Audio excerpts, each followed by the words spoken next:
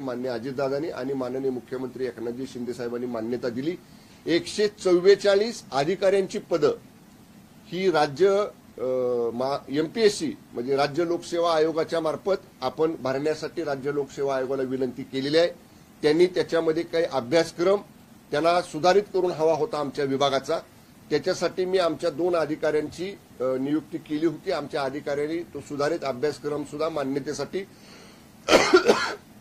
MPSC ला दिलेला आहे। ती सुद्धा पद लवकर भरली जातील। अधिक माझ्या विभागामार्फत 809 पद एकूण भरण्याची प्रक्रिया टाटा कन्सल्टन्सी कंपनी मार्फत पूर्ण झालेली आहे। त्याची परीक्षा झालेली आहे। आचारसंहिता असल्यामुळे त्या कंपनीला निकाल तुम्ही आचारसंहिता संपल्यानंतर द्या म्हणून आम्ही सूचना केलेली आहे। जवळपास ही 809 पद तर आम्हाला 1 महिन्याच्या आत आमच्याकडे मिळतील।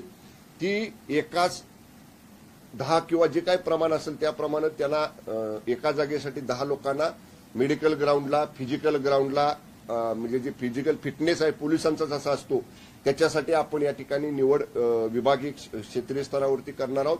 माझं उद्देश असा आहे की जुलैच्या 15 तारखेपर्यंत ही माणसं फिजिकल फिटनेस सिलेक्ट व्हावीत आणि जुलै 15 ते ऑगस्ट 15 1 महिना एकाच वेळी Nashik police training centre, Khandala police training centre आणि सांगली तुर्ची पोलीस ट्रेनिंग सेंटर इथं जिथं पोलीस प्रशिक्षण केंद्र आहेत तिथं आमच्या ह्या 800 लोकांच्या बॅच 3 बॅच करून 1 महिन्यात त्यांना प्रशिक्षण पूर्ण करून 15 ऑगस्टला त्यांना जॉईनिंग देण्याचं माझं या ठिकाणी नियोजन आहे।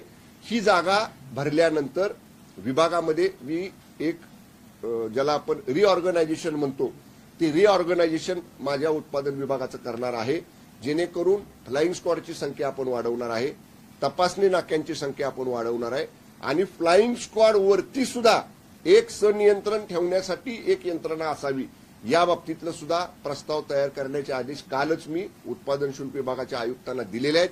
एकूणच कन्क्लूड करताना मी एवढंच सांगेन की सुधारणा करण्याच्या ज्या आहेत त्या मी आपल्याला सांगितल्या।